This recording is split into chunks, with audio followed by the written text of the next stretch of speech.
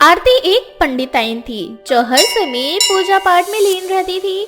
अगर किसी पशु पर जुल्म होता वो देखती तो उसे बहुत दुख होता और वो उस जानवर को बचाने के लिए सभी से लड़ जाती। पर क्या हो जब एक पंडित लड़की की शादी किसी जल्लाद घर में हो जाए। आरती इस बात से अनजान थी कि उसके लिए जो रिश्ता आया है वो परिवार जल्लाद है, मांस मच्छी बेचने का काम करता है। क्योंकि आरती अनाथ थी इसलिए उसके चाचा चाची ने उसकी परवरिश करी थी। वो लोग आरती से बस अपना पीछा छुड़वाना चाहते थे, इसलिए जानबूझकर आरती के लिए आदर्श नाम के लड़के का रिश्ता देखते हैं। कुछ देर बाद जब आरती घर में आती है तो वो अपने घर में कुछ रिश्तेदारों को देखती है। लो आ गई हमारे घर की बेटी, यही है आरती। वैसे आपके बेटे आदर्श और मेरी भतीजी आरती की जोड़ी लगता है भगवान ने फुर्सत से बनाई है। सही कह रही हो, हमें तो तुम्हारी भतीजी पसंद है। अब तो तुम चट मंगनी पट ब्याह करा दो। जानती हो ना हमारा व्यापार वैसे है, हमें समय नहीं मिल पाता। बड़ी मुश्किल से तो हम दोनों ने समय निकाला है अपने बेटे की शादी के लिए। अब आरती की चाची बिना आरती की मर्जी पूछे उसकी शादी आदर्श से करवा देती है, पर आरती भी कुछ नहीं बोलती। पर ये क्या, शादी के पहले ही दिन आरती देखती है कि उसकी सास ने घर के बाहर बहुत सारी मछलियाँ लाकर रखी हुई है। माँ जी ये क्या है, आपने घर के बाहर इतनी सारी मछलियाँ क्यों रखी हैं? इन मछलियों की वजह से कितनी बदबू आ रही है। अब तो जानती है ना कि मेरा पूजा करने का समय हो चुका है। इन मछलियों को जल्दी से हटाइए। अरे ओ बहू, तू अपनी पूजा पाठ बाद में करना, पहले हमारे काम में हाथ बटा। हम लोगों का काम है मुर्गी मछली बेचने का। हम जल्लाद लोग हैं, पूजा पाठ करने से ज्यादा अपने काम को पूजते हैं। क्या आप जल्लाद हैं माँ जी? इन जानवरों की जान लेकर आपको क्या मिलेगा? इंसान को पशु नहीं खाने चाहिए। अरे ओ मेरे पंडित बहू, पूजा पाठ में लीन रहने वाली, अगर हमने मांस मच्छी नहीं खाई तो ये मांस मच्छी हमें खा जाएंगे। जानती भी है इनकी प्रजाति कितनी बड़ी होती है। हे भगवान, इन बेजुबान जानवरों की मदद कीजिए, इनकी जान बचा लीजिए। मेरी जल्लाद सुर्पनखा सास है ना, वो इनको मार कर बेच देगी या फिर खा जाएगी और कुछ दुष्ट प्राणी लोग इन्हें खाएंगे। हे भगवान, इन्हें कुछ भी करके बचा लीजिए।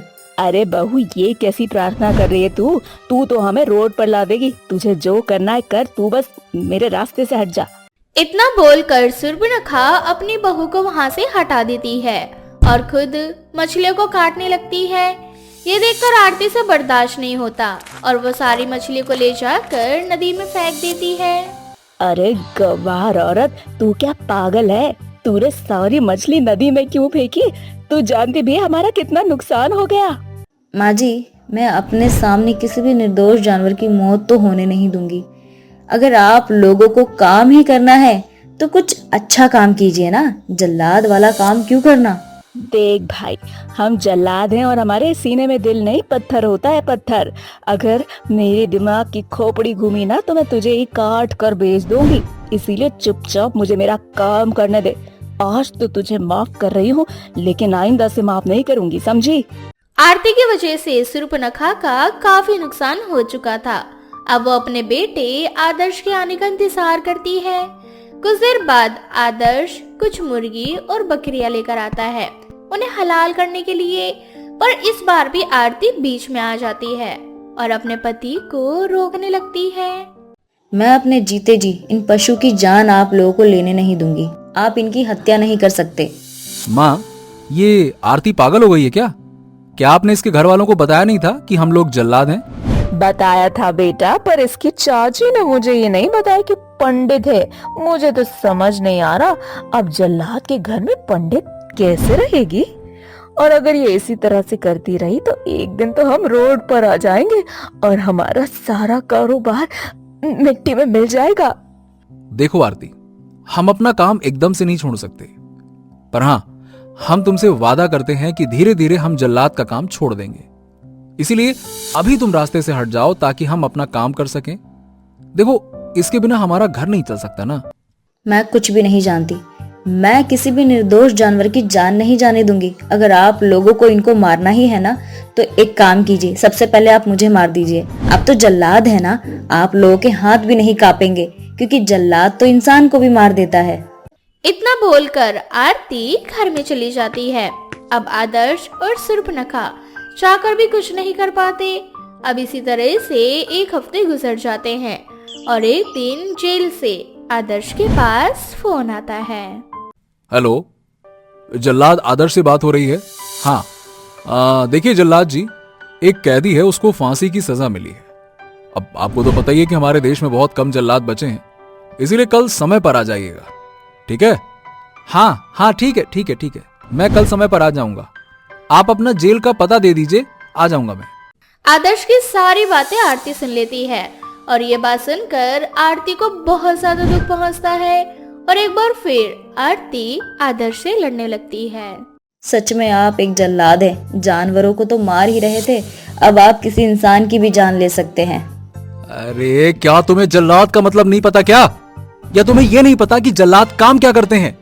अगर मुझे पता होता ना कि तुम एक पंडित हो, कसम से बोल रहे हैं कि तुम्हें इस घर में बहू बना के हम कभी नहीं लाते। अफसोस कि एक जल्लाद के नसीब में एक पंडित लिखी थी, और अगर अब तुम मेरे रास्ते में आई ना तो ये जल्लाद तुम्हें भी फांसी के तख्ते पे चढ़ा देगा, समझी?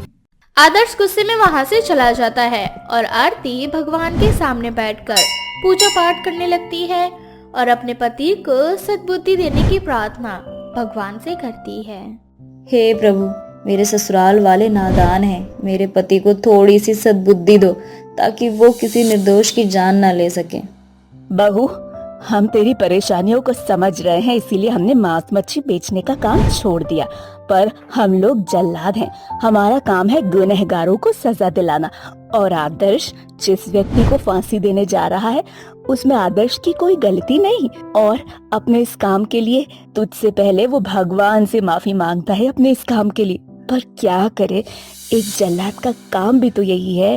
माँ जी, मैं जानती हूँ कि आप लोग मुझसे बहुत प्यार करते हैं, तभी तो आप लोग इतना बड़ा नुकसान झेल रहे हैं मेरी वजह से। पर क्या आप लोग सिर्फ मेरे लिए जल्लाद का काम छोड़कर कुछ अच्छा काम नहीं कर सकते? क्या आप लोग मेरे साथ पूजा पाठ में लीन नहीं हो सकते?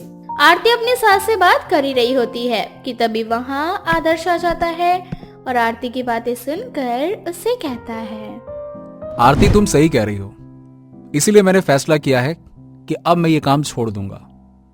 पर मैंने जुबान दी है कि कल मुझे जेल जाना ही होगा और उस गुनहगार को उसकी सजा देनी ही होगी। बस कल के बाद तुम्हारा पति किसी की जान नहीं लेगा, और अब मैं वही करूंगा जो तुम कहोगी। क्या पता तुम्हारे साथ पूजा पाठ करने के बाद भगवान मेरे सारे गुनाहों को माफ कर दें। आप सच कह रहे हैं ना? भगवान की कसम खाइए, और मेरी भी। मैं कसम खाकर कह रहा हूं, कल के बाद मैं फिर कभी भी जल्लाद वाला कोई काम नहीं करूंगा और ना ही किसी की जान लूंगा। पर कल जिसे मैं फांसी देने जा रहा हूं ना, वो कोई निर्दोष नहीं है, वो बहुत बड़ा गुनहगार है जिसने तुम जैसी मासूम लड़कियों की जिंदगी बर्बाद की है। इसीलिए मुझे उसको उसकी सजा देनी होगी। अब आरती भी आदर्श की बातों को समझ जाती है। अगले दिन आदर्श जेल जाता है और उस गुनहगार को फांसी के तख्ते पर लटका देता है, पर घर पर आकर अपने गुनाहों की माफी भगवान से मांगता है और आरती के साथ पूजा पाठ में लीन हो जाता है। जिसके बाद आदर्श और उसकी माँ फिर कभी जल्लाद वाला कोई भी काम नहीं करते और आरती के साथ पूजा पाठ में लीन रहते हैं। कोमल और राज के बीच सब कुछ अच्छा चल रहा था, पर शायद सपना को अपनी बहू कोमल कुछ खास पसंद नहीं थी, और वो ऐसा इसलिए था क्योंकि राज ने अपनी मर्जी से कोमल से शादी की थी। ऐसे ही एक दिन आ गई कलमुही कहीं के बाहर से घूमकर। मेरे बेटे ने तुझे छूट क्या दे रखी है? तू तो खुद को शहजादी समझने लग गई है। अरे भूल गई क्या कि इस घर में तेरी एक सास भी रहती है? नहीं माँ जी, मुझे सब याद है, और इसीलिए मैं आपकी दवाई लेने के लिए बाहर गए थे, न कि घूमने के लिए। आपको भले ही अपनी सेहत का ख्याल ना हो, पर मुझे आपकी और आपकी सेहत का बहुत ख्याल है। बहू, मैं कोई छोटी बच्ची नहीं हूँ जो तेरी इन मीठी मीठी बातों में आ जाऊंगी। तू मुझे अपनी इन मीठी बातों से बिल्कुल भी नहीं फंसा सकती। सिर्फ और सिर्फ मेरा बेटा ही फंस सकता है, मैं नहीं। इस तरह से सपना मुंह बनाकर वहाँ से चली जाती है, पर कोमल भी हार नहीं मानती और सपना के जाने के बाद कोमल खुद से कहती है, माँ जी, आपको मुझसे जितनी नफरत करनी कर लीजिए, पर मेरा भी आपसे एक वादा है, मैं आपकी इस नफरत को प्यार में बदल कर रहूंगी। इस तरह से कोमल संकल्प ले लेती है कि वो एक न एक दिन अपने सास के दिल में अपने लिए जगह बनाकर रहेगी। और इसी तरह से कुछ महीने बीत जाते हैं, पर अब तक कोमल अपनी सास के दिल में अपने लिए जगह नहीं बना पाती। माँ जी, आपका करेले का जूस आप भूल गई। आपको डॉक्टर ने सुबह शाम करेले का जूस पीने को कहा है। बहू, मुझे अच्छे से याद है कि डॉक्टर ने मुझे क्या कहा, पर राज भूल गया है कि मैंने उससे क्या कहा। इतना बोलकर सपना वहाँ से गुस्से में चली जाती है, पर कोमल को कुछ समझ नहीं आता कि आखिर सपना ने राज को ऐसा क्या कहा है जो राज ने अब तक पूरा नहीं किया, और जिस बात के लिए सपना राज से नाराज है। अब रात को जैसे ही राज घर में आता है तो कोमल राज से इस बारे में बात करती है। राज, माँ जी ने आपको कोई काम दिया है क्या करने के लिए जो आपने अभी तक नहीं किया? ऐसी कौन सी बात है राज जी जो आपने अभी तक माँ की बात नहीं मानी? ये तुम क्या कह रही हो कोमल? मैं कुछ समझा नहीं। माँ ने तो आज तक तुमसे कुछ भी नहीं मांगा। राज जी, माँ जी ने आज मुझे खुद कहा है कि उन्होंने जिंदगी में पहली बार आपसे कुछ मांगा और आपने अभी तक उन्हें वो लाकर नहीं दिया, इसीलिए माँ जी आपसे बहुत नाराज है। देखिए राज जी, माँ जी मुझे अपना नहीं मानती, इसीलिए वो मुझसे नाराज रहती है। मैं जानता हूँ कोमल, और मैं ये भी चाहता हूँ कि माँ तुम्हें जल्द से जल्द अपना ले। राज जी, मुझे खुद पर पूरा भरोसा है, मैं एक दिन माँ जी का दिल जरूर जीत लूंगी। पर राज, माँ जी आपसे बहुत प्यार करती हैं, आपका कर्तव्य बनता है उनकी बातों को मानने का। इसीलिए मैं चाहती हूँ कि इस नए साल आप माँ जी को वो तोहफा दें जो वो मांग रही हैं। इसके साथ साथ मुझे भी वो तोहफा मिल जाएगा कि माँ जी खुश है। और वैसे भी जिस घर में खुशी नहीं होगी उस घर में मैं कैसे खुश रहूंगी। इतना बोलकर कोमल राज के गले लग जाती है। समय यूं ही बीतता जाता है और देखते ही देखते नया साल आ जाता है। शादी के बाद ये उसका पहला न्यू ईयर था, इसलिए कोमल राज को एक सरप्राइज देना चाहती थी। इसलिए वो पूरा घर डेकोरेट कर लेती है। शाम को जैसे ही घर की डोरबेल बजती है, कोमल भागकर घर का दरवाजा खोलती है, और दरवाजा खोलते ही जब वो राज को किसी दूसरी लड़की के साथ देखती है तो उसके पैरों तले जमीन खिसक जाती है और वह राज से कहती है, राज, आप शादी के जोड़े में और वो भी किसी और लड़की के साथ, आखिर ये लड़की कौन है और आप शादी के जोड़े में क्या कर रहे हैं? अरे ये तो सुमन है। राज बेटा, क्या सच में तूने सुमन से शादी कर ली? अब तेरी बचपन की दोस्त मेरे घर की बहू है। कहीं मैं कोई सपना तो नहीं देख रही? नहीं माँ, आप कोई सपना नहीं देख रही हैं। मैं नए साल पर अपनी कोमल के लिए उसकी नई सौतन लेकर आया हूँ। कोमल, तुमने ही कहा था ना, माँ जो मुझसे मांग रही है मैं उन्हें दे दूं। देखो, मैं तुम्हारी सौतन ले आया। माँ यही चाहती थी कि मैं अपनी बचपन की दोस्त सुमन से शादी कर लूं। अब जैसे ही कोमल को पूरा सच पता चलता है, उसके पैरों तले जमीन खिसक जाती है और वो ना चाहकर भी अपनी सौतन को घर में आने देती है। हालांकि ये सदमा कोमल बर्दाश्त नहीं कर पाती और पूरी तरह से टूट जाती है, पर उसने भी संकल्प ले रखा था कि वो अपनी सास का दिल जीत कर रहेगी। इसलिए वो अपने ही घर में अपनी सौतन को बर्दाश्त करती है। माँ जी, आप नहीं जानते कि आज मुझे इस घर में कितना अच्छा लग रहा है। आखिर आपने मेरी शादी राज से करवा ही दी। बस अब जल्दी से राज इस लड़की को घर से धक्के मारकर निकाल दे ताकि इस घर में हम आराम से तीनों रह सके। अरे सुमन बेटा, तू बिल्कुल भी फिक्र मत कर। जैसे मेरी जिद करने पर मेरे बेटे ने तुझसे शादी कर ली, ठीक उसी तरह से मेरी खुशियों के लिए वो इस कलमुही को एक दिन इस घर से उठा के बाहर फेंक देगा और उसे समझ में आ जाएगा कि उसके लिए सही लड़की तू है, ना कि ये कल की आई ये लड़की। माँ जी, इस घर के लिए, राज के लिए और आपके लिए कौन सही कौन गलत ये तो वक्त ही बताएगा, क्यों है ना सुमन? कोमल के बात सुनकर सुमन चिढ़ जाती है, जिसके बाद सपना और सुमन वहां से उठकर चले जाते हैं।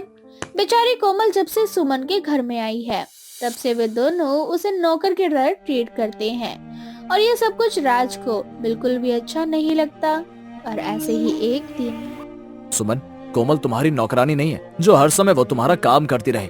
मैंने तुमसे सिर्फ माँ की जिद और कोमल के कहने पर शादी की है, क्योंकि कोमल ने मुझसे कहा था कि नए साल पर मैं माँ को तोहफा दूं, उनकी जिंदगी पूरी करके। पर बेचारी कोमल ये नहीं जानती थी कि मेरी माँ की जिद क्या है। इसलिए आप दोनों अपनी हद में रहना। अगर मैं अपनी कोमल के लिए नए साल पर उसकी नई सौतन ला सकता हूँ तो सोच लीजिए आने वाले समय में मैं अपनी कोमल के लिए आप दोनों के साथ क्या क्या कर सकता हूँ। राज, तू हमें इस 2 कौड़ी की लड़की के लिए धमकी दे रहा है?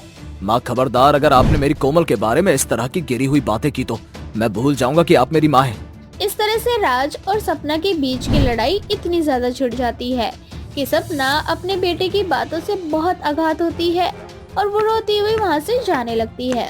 पर अचानक से सपना को चक्कर आते हैं और वो सीढ़ियों से फिसलकर नीचे गिर जाती है, जिस वजह से सपना को काफी चोट भी लगती है और डॉक्टर सपना को बेड रेस्ट के लिए कह देते हैं। साथ ही कोमल और सुमन से कहते हैं कि वो उसका पूरा ख्याल रखे। माँ जी देखिए, ये सब कुछ उस चुड़ैल की वजह से हुआ है। आज उसकी वजह से आप बिस्तर पर हैं। आप अपनी जगह से हिल भी नहीं सकती। पर कोई बात नहीं, मैं आपका ख्याल रखूंगी। सुमन सपना की नजरों में अच्छी बनने के लिए बड़ी बड़ी बातें करती है, पर वो 2 दिन भी सपना का ख्याल नहीं रख पाती और उसकी सेवा ना करने का बहाना ढूंढती है और अपने मायके चली जाती है। तो वहीं दूसरी ओर कोमल बिना अपना ख्याल रखे अपनी सास की दिन रात सेवा करती और जब सपना ठीक होती है तो उसे अपनी गलती का एहसास होता है और वो कोमल से कहती है, बहू तूने बिल्कुल सही कहा था। वक्त ने मुझे बता दिया कि मेरे राज के लिए और इस घर के लिए सही कौन है। राज बेटा ने मेरी जिद करने पे सुमन से शादी तो कर ली थी, लेकिन अब मैं खुद कहती हूँ कि राज तो इस लड़की को छोड़ दे और मुझे मेरी कोमल बहू बहुत पसंद है। यही मेरे घर की बहू रहेगी हमेशा के लिए। अब क्या था, सपना को अपनी गलती का एहसास हो चुका था, इसलिए राज सुमन को तलाक दे देता है और एक बार फिर से राज अपनी माँ और बीवी के साथ अपने छोटे से घर में खुशहाल जिंदगी जीने लगता है।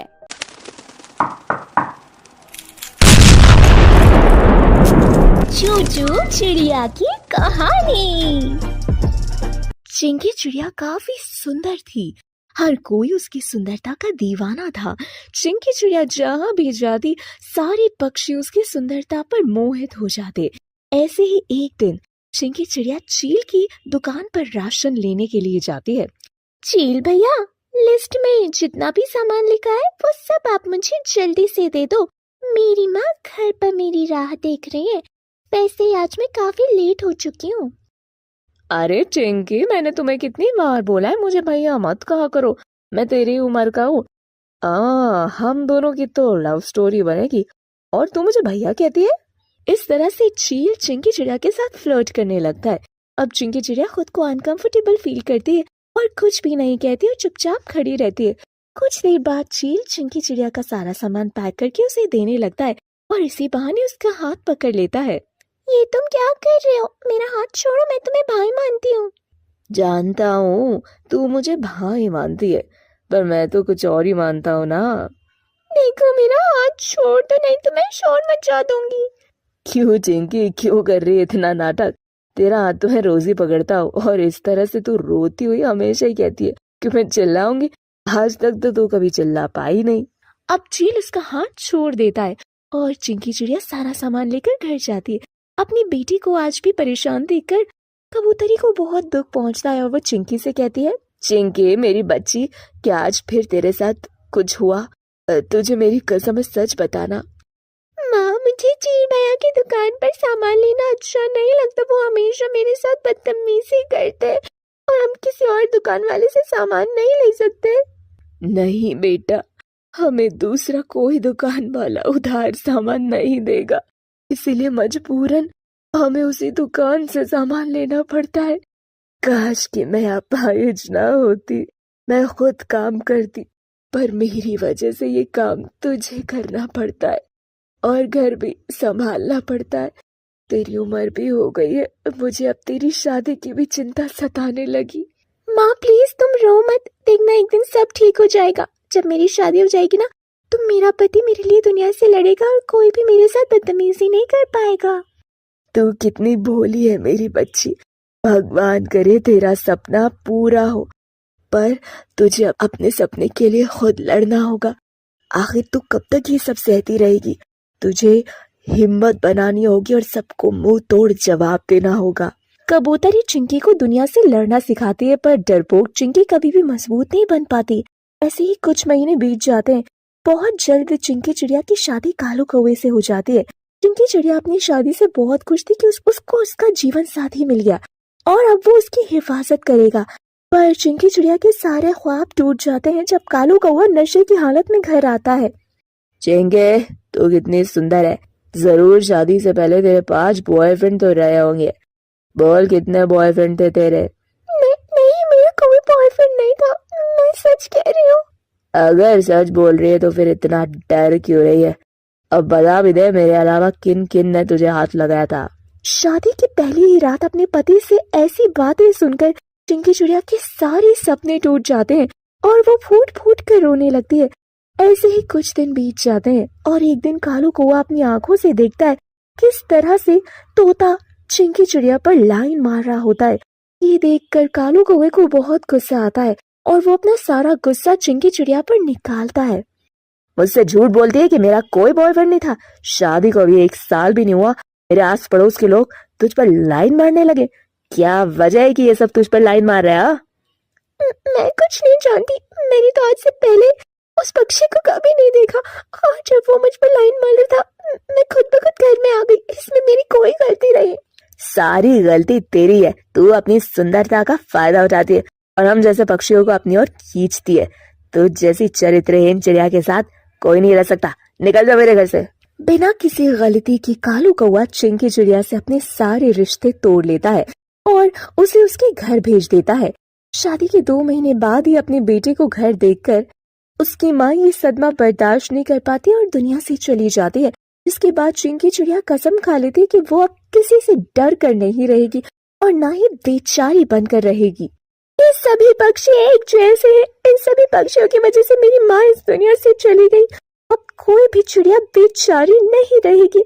मैं इन सब से अपना बदला लूंगी और उन सब चिड़ियाओं की रक्षा करूंगी जो ऐसे ही अपने घर वालों से डर कर अपने घर में छुपी रहती है। अब चिंकी चिड़िया निडर बन जाती है और खुलेआम जंगलों में जाती है, काम करती है, साथ ही वो किसी से नहीं डरा करती। ऐसे ही एक दिन चिंकी चिड़िया राशन लेने के लिए चील की दुकान पर जाती है, जहाँ पिछली बार की तरह चील चिंकी के साथ बदतमीजी करता है। कितने दिनों बाद तुझे देखा है और आज तेरा हाथ पकड़ा। इस बार मैं तुझे नहीं जाने दूंगा। अच्छा, ऐसी बात है। मुझे लगता है मैं आज भी वही चिड़िया हूँ जो तुझसे डर जाएगी। आज मैं तुझे बताती हूँ कि मैं कौन हूँ। अब मैं किसी से नहीं डरने वाली। इतना बोलकर चिंकी चिड़िया चील की खूब पिटाई करती है और जंगल के सभी पक्षियों को बुलाकर उसकी शिकायत करती है, जिसके बाद पुलिस वाले चील को अपनी हिरासत में ले लेते हैं और इस तरह से चिंकी चिड़िया एक संस्था खोलती है जहाँ वो अपनी जैसी कमजोर चिड़ियाओं को कराटे सिखाती है और उन्हें ऐसे बदमाशों से लड़ना सिखाती है। कुछ महीने बाद कालू कौवे को चिंकी चिड़िया के बारे में पता चलता है। वो उससे मिलने उसके घर आता है। चिंकी, मुझे माफ कर दो, मैंने हमेशा तुम्हें गलत समझा। आज मेरी वजह से तुम्हारी माँ इस दुनिया में नहीं रही। मैंने एक पति होने का कोई फर्ज नहीं निभाया, पर जब मैंने उस बदतमीज तोते को दूसरी चिड़िया को छेड़ते हुए देखा तो मुझे एहसास हुआ कि उसमें तुम्हारी कोई गलती नहीं थी। तुम्हें मुझसे माफी नहीं मांगनी चाहिए, बल्कि मुझे तो तुम्हारा शुक्रिया अदा करना चाहिए। अगर तुमने मुझे ना छोड़ा होता तो तुम्हारी वजह से मेरी माँ खत्म नहीं होती और शायद आज भी मैं वही बेचारी चिड़िया होती। पर अब मैं वो बेचारी चिड़िया नहीं रही और ना ही मुझे तुम्हारी कोई जरूरत है, इसीलिए तुम यहाँ से जा सकते हो। क्या तुम मुझे माफ नहीं कर सकती चिंकी? एक और मौका नहीं दे सकती? क्या मैं इतना बुरा हूँ? मैं तुम जैसे पक्षी को कभी माफ नहीं कर सकती, जिसकी वजह से मैंने अपनी माँ को खोया है। हाँ, मैं अपने लिए तुम्हें माफ कर देती जो तुमने मेरे साथ ऐसा किया था, पर तुम्हारी वजह से मेरी माँ इस दुनिया से चली गई है। मैं तुम्हें कभी माफ नहीं करूंगी। दूर हो जाओ मेरी नजरों से। चिंकी चिड़िया कालू कौवे को उसके किए की माफी नहीं देती। बेचारा कालू कौवा निराश होकर वहां से चला जाता है और चिंकी चिड़िया अकेली ही अपनी जिंदगी की नई शुरुआत करती है और कमजोर चिड़ियाओं के साथ खड़ी रहती है और उनके गुनहगारों को सजा दिलवाती है।